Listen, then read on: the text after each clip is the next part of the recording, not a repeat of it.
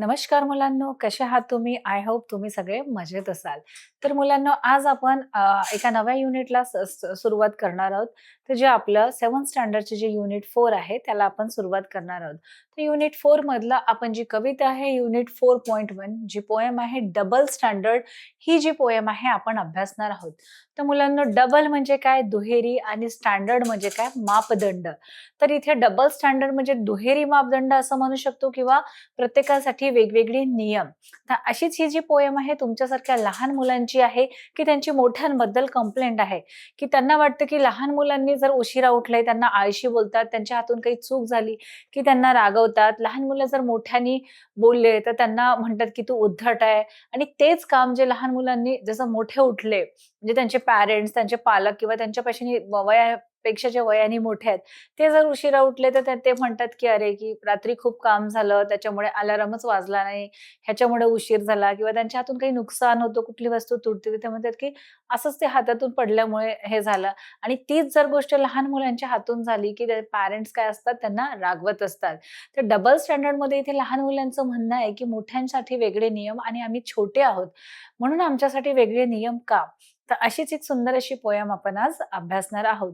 तर सर्वप्रथम मुलांनो, आपण याचं इंट्रोडक्शन बघूया, की पोएममध्ये जी प्रस्तावना दिलेली आहे, म्हणजे ही पोएम कशाविषयी आहे आणि एक्झॅक्टली काय सांगायचं आहे, ते आता आपण प्रस्तावनेद्वारे म्हणजे इंट्रोडक्शनद्वारे आपण बघूया. तर बघा काय दिलेलं आहे. This poem gives a how parents behave with their children. इथे सांगितलेलं आहे की ही जी डबल स्टँडर्ड पोएम आहे, म्हणजेच दुहेरी मापदंड. तर बघा, this poem gives a how parents. Parents म्हणजे काय? आपले आई वडील. पॅरेंट्स म्हणजे आई वडील. How parents behave with their children. म्हणजे या कवितेत सांगितलेली आहे की म्हणजे जे पालक आहेत किंवा जे पॅरेंट्स आहेत, जे आई वडील आहेत, ते त्यांच्या मुलांबद्दल कसं बिहेवियर करतात, म्हणजे त्यांची वागणूक कशी असते, हे इथे सांगितलेलं आहे. बिहेव म्हणजे वागणूक, की म्हणजे जे पालक असतात ते आपल्या लहान मुलांशी कसे वागतात, ते या कवितेतून सांगितलेलं आहे. बघा, वेन एव्हर म्हणजे कधीही, चिल्ड्रन मेक मिस्टेक म्हणजे मुलांच्या हातून, मिस्टेक म्हणजे काय मुलांना? चुका. जर कधीही whenever children make a mistake म्हणजे मुलांच्या हातून जेव्हा चुका होतात, they scold their child and keep telling him to behave properly.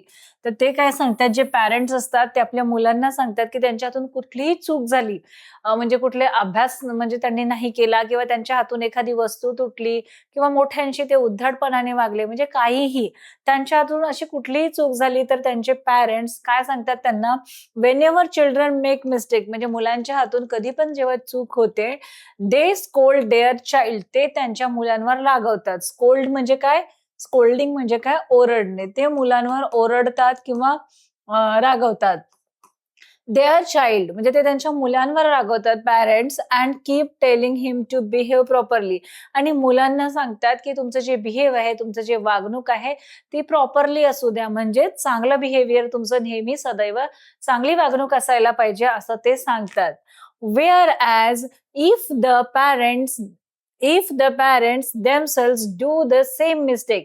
आणि इथे सांगितले की जी चूक लहान मुलांच्या हातून होते, जर तीच सेम चूक मोठ्यांकडून झाली किंवा त्यांच्या पालकाकडून, पॅरेंट्स कडून झाली, तर काय करतात ते? themselves do same mistake म्हणजे सेम मिस्टेक, जशी लहान मुलांच्या हातून एखादं सामान तुटलेलं असेल किंवा काही असं चुकीचं घडलेलं असेल, उशिरा उठले असतील, तर सेम जर तेच मिस्टेक किंवा तीच चूक जर मोठे करत असतील, त्यांचे जे पालक करत असतील, तर तर ते काय म्हणतात? They have some of the excuse for their deeds. They have some of excuse करणे म्हणजे कारण देणे. तर मोठ्यांच्या हातून जर चुका झाला, तर ते काय?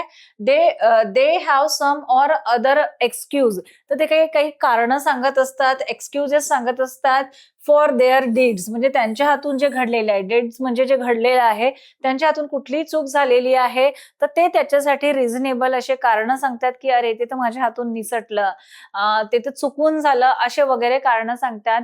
पण इथे सांगितलेलं आहे की या पोएम मध्ये की ती चूक जर लहानांच्या हातून झाली, छोट्या मुलांच्या हातून झाली, तर त्यांचे पॅरेंट्स कसे त्यांना ओरडतात आणि स्वतःच्या हातून झाली तर ते सांगतात की त्यांच्या हातून कशी चूक झाली, चुकून हे झालं, नकळत घडलं असं ते सांगतात. म्हणजे एक्सक्यूजेस देतात. This truth is universal and in this poem, this truth is universal. Universal म्हणजे हे जगमान्य आहे. हे जे सत्य आहे ते युनिव्हर्सल आहे म्हणजे जगमान्य आहे. अँड धिस पोएम आणि या कवितेमध्ये the child is complaining to his parents about the same thing.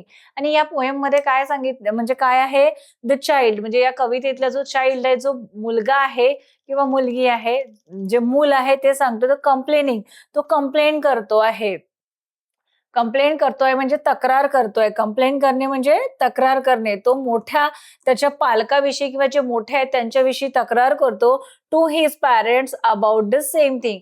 हा जो या कवितेतला लहान मूल आहे तो कंप्लेन करतो त्याच्या पालकाविषयी, त्याच्या पॅरेंट्स विषयी अशी कंप्लेन करतो की आमच्या हातून ज्या चुका होतात त्या सेम चुका मोठ्यांच्याही हातून होतात.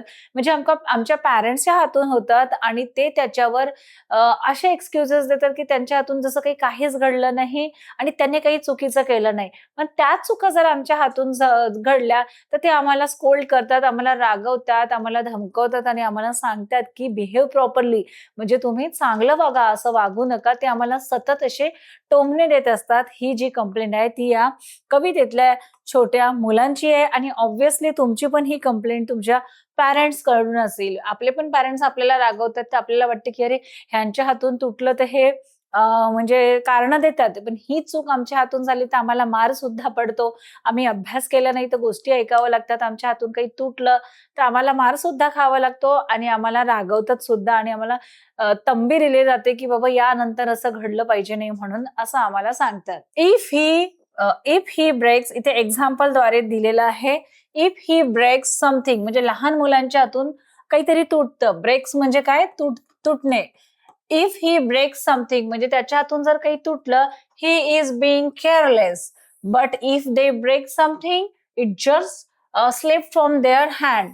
इथे सांगितलेलं आहे म्हणजे त्या छोट्या मुलाची कंप्लेंट आहे की इफ ही ब्रेक समथिंग, जर त्याच्या हातून काही तुटलं, ते टॉय असू दे, कुठलं घरातलं कप असू दे, पॉट असू दे, जर काही कुठली वस्तू तुटली किंवा फुटली, ही इज बीइंग केअरलेस. तर त्याचे पॅरेंट्स त्याला म्हणतात की तू केअरलेस आहे. केअरलेस आहे म्हणजे काय?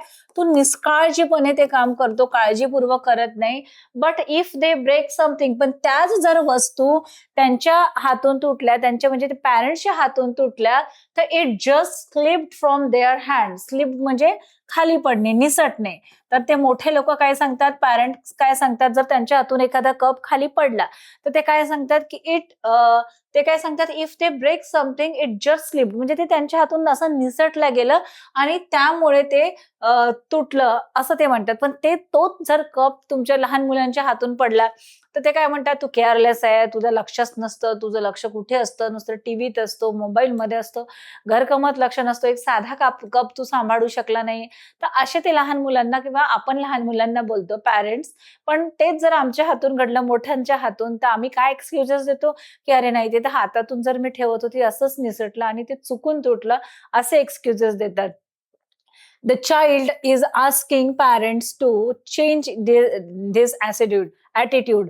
तर या पोएम मध्ये जे चाइल्ड आहे म्हणजे जो मुलगा आहे तो आपल्या पॅरेंट्सना सांगतो आहे की तो आपल्या आई वडिलांना सांगतो आहे की the child is asking parents, म्हणजे तो त्यांच्या पॅरेंट्सना विचारतो आहे, सांगतोय टू चेंज दिस ॲटिट्यूड, म्हणजे तुमचं जे हे ॲटिट्यूड आहे किंवा जे तुमचं हे पाहण्याचा जो दृष्टिकोन आहे की तुमचं हे जे दृष्टिकोन आहे ते काय करा, तुमचं जे ॲटिट्यूड आहे लहान मुलांविषयी तर ते तुम्ही बदला. हे काय म्हणतो या कवितेमध्ये म्हणजे जो छोटा मुलगा आहे तो पॅरेंट्सना सांगतो. म्हणजेच काय मुलांनो, इंट्रोडक्शन म्हणजे प्रस्तावनेमध्ये सांगितलेलं आहे की इथे एक छोटा तुमच्यासारखा मुलगा आहे आणि त्याची पॅरेंट्स कडून कंप्लेंट आहे, पॅरेंट्ससाठी कंप्लेंट आहे की तो म्हणतो की जर माझ्या हातून काही चुकीचं घडलं, मी अभ्यास नाही केला किंवा मी कुठलं कार्य नाही केलं तर माझे पॅरेंट्स मला ओरडतात, सारखं रागवत असतात, हे करू नको, ते करू नको, तू वेंधळा आहे, तू मूर्ख आहे असं म्हणत असतात. पण त्याच गोष्टी त्यांच्याकडून घडल्या तर ते काय करतात, एक चांगला एक्सक्युजेस देतात की ते म्हणतात की अरे हे तर माझ्या हातून निसटलं, हे चुकून झालं. झोपून उशिरा उठले तर ते म्हणतात की अरे अलार्मच वाजला नाही की मी रात्री खूप काम करत बसलो, असे एक्सक्युजेस देतात. तर लहान मुलांचा पॅरेंट्सना असा सल्ला आहे की तुम्ही हे जे एक्सक्युजेस देता ते बंद करा आणि हे तुमचं डबल स्टँडर्ड म्हणजे दुहेरी मापदंड किंवा दुहेरी नियम आहेत. लहानांसाठी वेगळे आणि मोठ्यांसाठी वेगळे. हे जे तुम्ही नियम लावले आहेत तर ते नियम तुम्ही बदला आणि लहान मुलाप्रती जो तुमचा ॲटिट्यूड आहे किंवा जो तुमचा दृष्टिकोन आहे त्यांना पाहण्याचा तो बदला, असं या पोएममध्ये सांगितलेलं आहे. तर चला मग अशी सुंदर ही पोएम आहे. आपण काय करूया? अभ्यासूया. सर्वप्रथम मुलांनो ही जी पोएम आहे ती आपण रीड करूया म्हणजे वाचून घेऊया आणि नंतर त्याचं एक्सप्लेनेशन बघूया. बघा हा तुमच्यासारखाच एक छोटा मुलगा आहे आणि ह्याची त्याच्या पॅरेंट्स विषयी कंप्लेंट आहे की तुम्ही सारखं आम्हाला रागवत असता, आम्हाला बोलत असता, तर आता तुम्ही तुमचा ॲटिट्यूड बदला. तर आपण पोएम सर्वप्रथम वाचून घेऊया. चला आपण पोएमला सुरुवात करूया. हा तुमच्यासारखाच मुलगा आहे आणि त्याची काय कंप्लेंट आहे त्या कवितेच्या ओळीतून आपण नंतर समजून घेऊ. सर्वप्रथम आपण रीड करू बरं कविता. बघा काय दिलेलं आहे. When I wake up late, I am getting very lazy. When I wake up late, I am getting very lazy. When you wake up late, it's the alarm that's crazy. When you wake up late, it's the alarms are crazy. When I say no to something, I am being stubborn. When I say no something, I am being stubborn. When you say no to something, when you say no to something, you are being firm. When I raise my voice, it is shocking and rude. When you raise your voice, you are teaching me to be good. When I break something, I am clumsy or careless. When you break something, it slipped, you were helpless. When you break something, it slipped, you were helpless. When I do something wrong, I am such a terror. When I do something wrong, I am such a terror. When you do something wrong, it's a forgivable error. It's a forgivable error. When I quarrel with a friend, I am wild and naughty. Wild and naughty. When you quarrel with a neighbor, you are only doing your duty. So I am always wrong. And you are always right. Oh, why do you people grow up? And spoil a child's delight. तर बघा मुलांनो ही जी poem आहे आपण काय केलेली आहे, read केलेली आहे, वाचून घेतलेली आहे संपूर्ण पोएम. आता याचा आपण एक्सप्लेनेशन बघूया. तर बघा आपल्याला पिक्चर मध्ये काय दिसतो, हा एक छोटा मुलगा दिसतो, छोटा बॉय दिसतोय आपल्याला, छोटा मुलगा दिसतोय आणि ह्याची जी कंप्लेंट आहे त्याच्या पॅरेंट्स विषयी आहे. ह्याची किंवा म्हणा सगळ्याच मुलांची कंप्लेंट पॅरेंट्स विषयी असते की त्यांच्या हातून चुका घडल्या तर ते मान्य करत नाही, ऍक्सेप्ट करत नाही. पण आमच्या हातून जर लहान मुलांच्या हातून चुका घडल्या तर आम्हाला कसे रागवतात, ओरडतात, तंबी देतात. तर बघा जी कवितेची पहिली ओळ आहे काय आहे, when I wake up late. Wake म्हणजे उठणे, जागे होणे, उठणे, झोपून उठणे. When I wake up late म्हणजे जेव्हा मी सकाळी झोपून उशिरा उठतो, I am getting very lazy. तर काय म्हणता तुम्ही मला सगळे की मी खूप आळशी आहे. लेझी म्हणजे काय मुलांनो, आळशी. I am getting very lazy. इथे हा कवितेतला मुलगा म्हणतो आहे की when I wake up late, जर मी सकाळी उशिरा उठलो तर काय म्हणता तुम्ही लोक, I am getting very lazy म्हणजे मी काय आहे, खूप आळशी आहे. मी रोज असाच उशिरा उठतो आणि तुम्ही मला काय म्हणता, तू खूप आळशी आहे, तू सारखं झोपून असतो. मग त्या मुलाची अशी कंप्लेंट आहे. बघा तो काय म्हणतो मग, when you wake up late. You म्हणजे काय? इथे यू कोणाला म्हटलं आहे? त्यांनी त्याच्या पॅरेंट्सना म्हटलंय. यू कोणाला म्हटलं आहे? त्यांनी पॅरेंट्सला म्हटलंय, त्याच्या आई-वडिलांना म्हटलंय किंवा मोठ्यांना म्हटलंय. When you wake up late म्हणजे तो म्हणतो मोठ्यांना, त्याच्या पॅरेंट्सना, की जेव्हा तुम्ही लेट उठता, जेव्हा तुम्ही सकाळी उशिरा उठता, it's the alarm that's crazy. तेव्हा तुम्ही कसं रिझन देता, की it's a alarm that's crazy म्हणजे अलार्म वाजलाच नाही किंवा अलार्म न वाजल्यामुळे किंवा त्याच्या पागलपणामुळे मी उठूच शकलो नाही. तुम्ही असं दोष कोणाला देता? तुम्ही स्वतःला उशिरा उठल्याचा दोष न देता तुम्ही या अलार्म क्लॉकला म्हणजे या घडीला तुम्ही काय देता? दोष देता. तर त्या लहान मुलाचं म्हणणं आहे, की जेव्हा मी उशिरा उठतो, तेव्हा तुम्ही सगळे काय म्हणता मला, की "तू खूप आळशी आहेस, तू झोपूनच राहतो, तू सततच उशिरा उठतो." पण जेव्हा माझ्यासारखंच तुम्ही पण जेव्हा लेट उठता, when you wake up late, जेव्हा तुम्ही उशिरा उठता, तर काय एक्सक्यूजेस देता तुम्ही? It's the alarm that's crazy, की "अरे, आज सकाळी अलार्म वाजला नाही किंवा अलार्मच्या पागलपणामुळे म्हणजे या घड्याळीमुळे मी उठू शकलो नाही." असा एक्सक्यूजेस तुम्ही देता. म्हणजे त्या मुलाचं म्हणणं काय आहे, की तुम्ही असं डबल स्टँडर्ड वागता, की दुहेरी तुम्ही मापदंडाने वागता. डबल स्टँडर्ड म्हणजे लहानांसाठी वेगळे नियम आणि मोठ्यांसाठी वेगवेगळे नियम ठेवता तुम्ही. आता बघा मग काय आहे, when I say no to something, जेव्हा तो छोटा मुलगा म्हणतो, की when I say no to something, जेव्हा मी एखाद्या गोष्टीला किंवा वस्तूला किंवा काही करायला मना करतो, I am being stubborn. Stubborn म्हणजे काय? हट्टी. तेव्हा तुम्ही मला काय म्हणता, की तू खूप हट्टी आहे. काय म्हणता तुम्ही, की तू खूप हट्टी आहे. काय म्हणतो हा मुलगा कवितेतला, "when I say no something" म्हणजे मी एखाद्या गोष्टीला नाही म्हणतो. जसं बघा आपण कधी मुलांना म्हणतो, की "बाळा तू अभ्यास करून घे." तर जर ते नाही म्हणतात, "नाही मम्मी, मी खेळायला जातो. मी संध्याकाळी आल्यानंतर करेल." मग आपण म्हणतो कधी, की "टीव्ही बघू नको." खूप वेळ टीव्ही बघतात, तर मुलं म्हणतात, की "नाही, थोडा वेळ बघू दे." किंवा त्यांना जर आपण काही सांगितलं, की "हे बेटा पाणी आण एक ग्लास." जर त्याने नाही म्हटलं, जर तो म्हणतो, की किंवा त्याने हट्ट असा केला, की मला आता चॉकलेटच पाहिजे, मला टॉय पाहिजे. तर आपण त्यांना नो म्हणून सांगत असतो, की "बाबा आता हे घेऊ नको. आत्ताच आपण घेतलंय, नंतर कधीतरी घेऊ." तर तो म्हणतो, की जो मुलगा कवितेतला, "when I say no to something." जर मी एखाद्या गोष्टीला काही वेळेला नाही म्हणतो, तर काय म्हणता तुम्ही? "I am being stubborn." म्हणजे आय एम बीइंग म्हणजे मी खूप हट्टी आहे, असं तुम्ही म्हणतो, की "तू नेहमी हट्ट करत असतो. प्रत्येक गोष्टीसाठी हट्ट करत राहतो." असं तुम्ही आम्हा छोट्या मुलांना असं बोलता. म्हणजे आम्ही नाही म्हटलं, की तुम्हाला वाटतं, की आम्ही जी छोटी मुलं आहोत ती काय आहेत? हट्टी आहोत आणि आम्ही नेहमी असं हट्ट करत बसतो.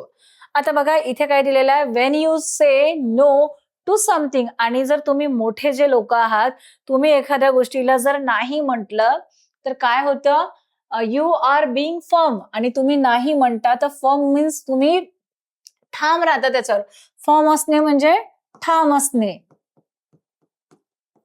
बघा इथे दिसते आहे, की आता इथे व्हिडिओ गेम दिसते आहे. हा मुलगा आपल्याला मॉपिंग करताना दिसतो, पोछा करताना दिसतो आणि बघा त्याचे जे बाबा आहेत किंवा त्याचे जे पॅरेंट्स आहेत ते म्हणतात, की "हे तू आता व्हिडिओ गेम खेळायचं नाही म्हणजे नाही." आणि तुम्ही नाही म्हणता तर यू आर बीइंग फर्म. तुम्ही तुमच्या निर्णयांवर ठाम राहता, फर्म राहता. पण जर आम्ही नाही म्हटलं, की तुम्हाला काय वाटतं, की आम्ही हट्टी आहोत.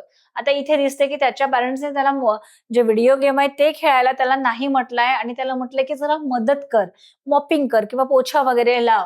तर when you say no to something जर तो म्हणतोय की जर तुम्ही मोठे लोकं जर नाही म्हणता तर you are being a firm आणि काय असतं तुम्ही जेव्हा नाही म्हणता तेव्हा तुम्ही तुमच्या गोष्टीवर फर्म असता. पण तीच जर गोष्ट आम्ही नाही म्हटली तर काय होतं तुम्ही चिडता आणि म्हणता की तू नेहमी हट्ट करत असतो असा बोलता. बघा when I raise my voice raise म्हणजे काय आवाज चढवणे म्हणजे मुलं एखाद्या वेळेस आपल्या पॅरेंट्सला म्हणतात आवाज चढवतात किंवा ओरडतात की नाही मला हेच खायला पाहिजे तुम्ही असंच केलं नाही माझ्यासाठी तुम्ही मला नवीन कपडेच घेतले नाही तुम्ही मला फिरायलाच घेऊन गेले नाही तुम्ही मूव्हीलाच घेऊन गेले नाही किंवा ते ते म्हणजे ते जर म्हणतात की बाळा अभ्यास कर मग मुलं चिडतात की नाही तुम्ही सारखं सारखं मला काय अभ्यास करायला सांगता आणि सारखं मलाच का सांगता वगैरे तर जेव्हा आम्ही असं आपला रेज करतो जे व्हॉइस आहे किंवा जे आवाज आम्ही वाढवतो किंवा जरा मोठ्याने आम्ही जर बोललो तर इट्स शॉकिंग अँड रूड तर ते तुम्हाला खूप धक्कादायक असते आणि रूड वाटते. शॉकिंग म्हणजे काय?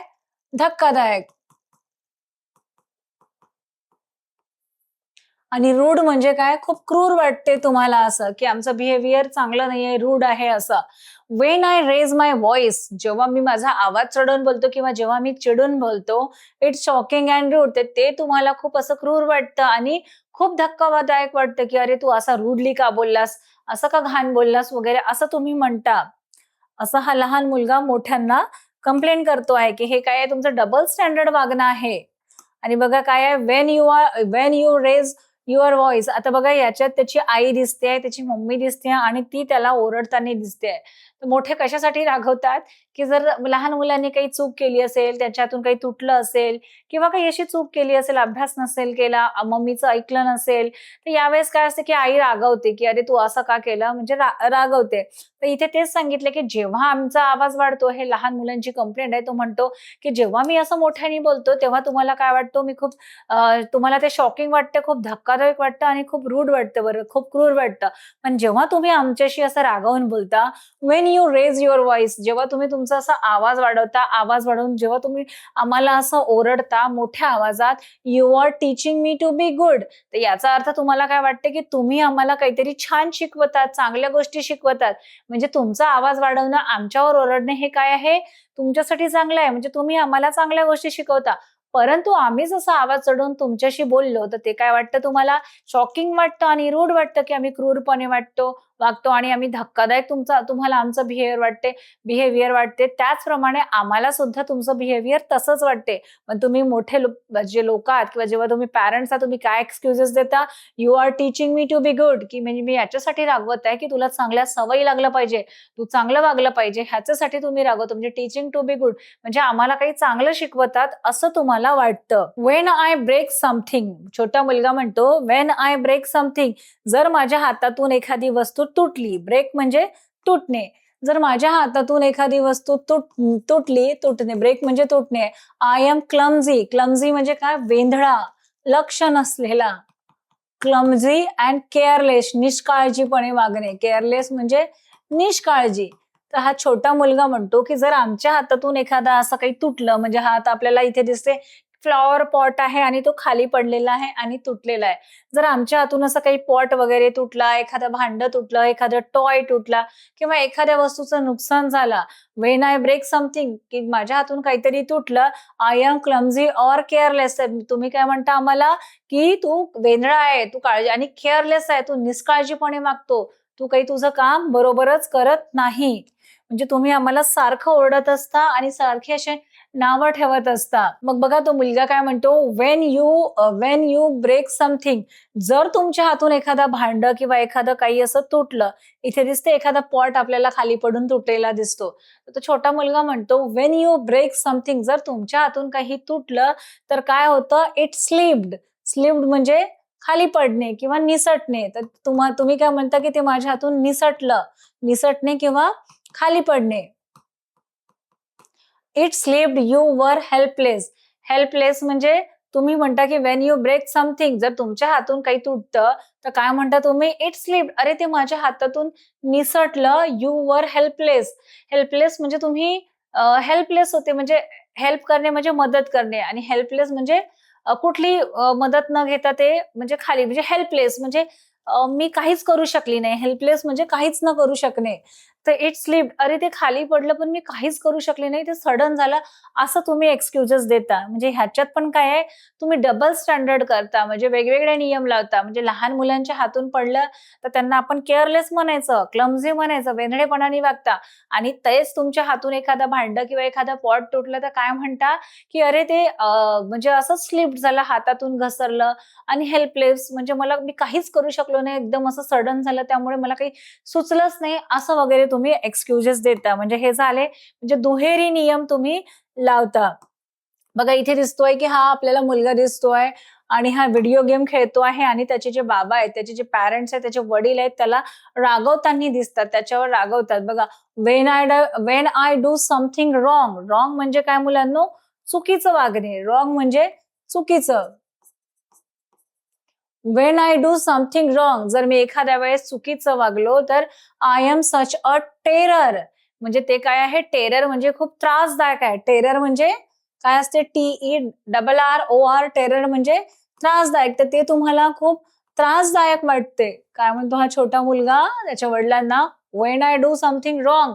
जर माझ्या हातून एखादी चूक झाली, तर काय करता तुम्ही? "I am such a terror." म्हणजे मी खूप भयानक आहे आणि माझ्या हातून खूप मोठा गुन्हा घडलाय, असं तुम्ही मला सांगता. पण त्याचं ते म्हणणं आहे, की जर तुमच्या हातून असं झालंय, जर तुमच्या हातून एखादी चूक घडली, तर काय होतं म्हणजे म्हणजे तुम्ही असं रागवता, आमच्या हातून काही रॉंग झाले, तर तुम्ही हात सुद्धा उचलता. म्हणजे आम्हा छोट्या मुलांना तुम्ही मारता सुद्धा आणि खूप ओरडता. आणि जर हेच तुमच्या हातून झालं, when you do something wrong, जर तुम्ही तुम्ही म्हणजे यू म्हणजे पॅरेंट्स, जर पॅरेंट्स म्हणजे तुम्ही लोकांनी जर चुकीचं केलं, तर इट्स अ फॉरगिव्हेबल एरर. म्हणजे ते काय असतं? फॉरगिव्हेबल म्हणजे ते एक क्षुल्लक असतं आणि क्षमा करण्यासारखं असतं. फॉरगिव्हेबल म्हणजे क्षमा करणे. एक किंवा एक क्षुल्लकशी चूक असते. तर इथे म्हणतोय तो छोटा मुलगा, "आमच्या हातून चूक झाली तर ते खूप मोठा गुन्हा किंवा भयानक वाटतं तुम्हाला, टेरर वाटतं. पण तीच चूक जर तुमच्या हातून झाली, when you do something wrong, तुम्ही जर काही चुकीचं वागलात, की तुमच्या हातून काही चुकीचं घडलं, तर इट्स अ फॉरगिव्हेबल एरर. म्हणजे ते काय आहे, क्षमा करण्यासारखं आहे. ते एकदम क्षुल्लक आहे." हे असं तुम्ही सांगता. म्हणजे तुमच्या चुका ह्या क्षुल्लक असतात आणि छोट्या असतात, क्षमा करण्यासारख्या असतात. आणि आमच्या हातून काही झालं तर ते काय वाटतं तुम्हाला? टेरर म्हणजे खूप भयानक वाटतं. बघा इथे आता काय दिसतंय, की हे 2 फ्रेंड्स एकमेकांना भांडत आहेत. खेळता-खेळता फ्रेंड्समध्ये भांडणं होतात. तुमच्यामध्ये पण होत असतील. तर ते आणि मग आपण जर एखाद्या आपल्या फ्रेंडशी भांडून आलो, एखाद्या ग्रुपमध्ये भांडून आलो, की आपले आई-वडील काय करतात? आपल्यालाच रागवतात. "तूच तसा असशील, तूच मारलं असेल, असं करायचं नाही" वगैरे आपल्याला समजावून सांगतात वगैरे बरं. तर इथे त्या छोट्या मुलाची हीच कंप्लेंट आहे, की जेव्हा आम्ही जे फ्रेंड्स लोकं भांडतो, कॉरलची स्पेलिंग काय आहे? QUARREL. कॉरल म्हणजे काय? भांडण. With a friend. When I quarrel with a friend. जेव्हा मी माझ्या मित्राशी भांडतो किंवा जेव्हा आम्ही असं भांडत असतो, मारामाऱ्या करत असतो, तर तुम्ही काय म्हणता? I am wild. वाईल्ड म्हणजे काय? जंगली. म्हणजे मी खूप जंगली आहे किंवा त्याला हिंस्त्र म्हणू शकतो असं हिंस्त्र.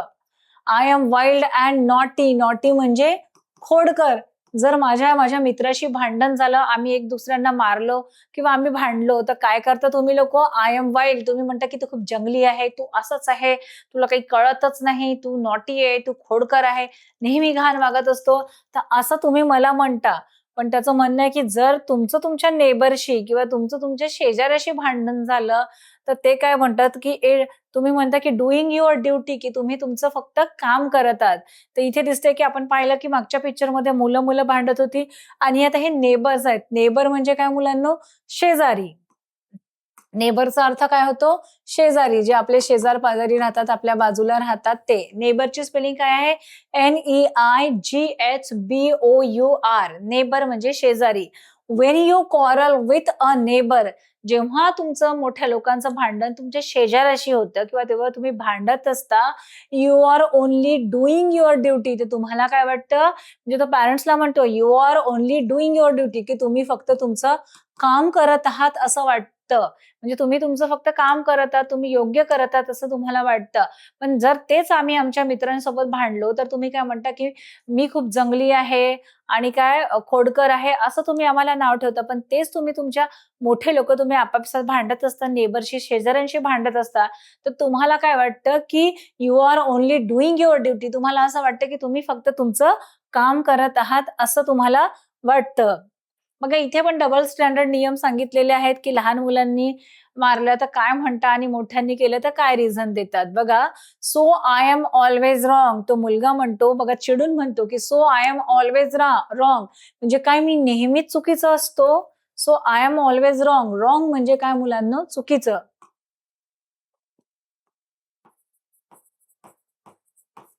So I am always wrong म्हणजे मी नेहमी चुकीचा असतो and you are always right आणि तुम्ही नेहमी काय असता? बरोबर. तर बघा तो म्हणतोय, की आपल्या कवितेचंच नाव आहे डबल स्टँडर्ड म्हणजे दुहेरी मापदंड म्हणजे दुहेरी नियम म्हणू. एकाला वेगळा आणि दुसऱ्याला वेगळा. तर बघा त्याच्यात काय म्हणतोय, आय एम ऑल्वेज रॉंग. तो मुलगा म्हणतो, की तुम्ही मला नेहमी चुकीचं ठरवत असता.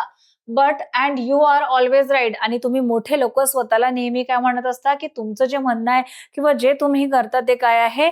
योग्य आहे. तर असे दुहेरी नियम तुम्ही का बरं लावता? म्हणजे तुम्ही डबल स्टँडर्ड वागता म्हणजे आता वेगळे, नंतर वेगळे.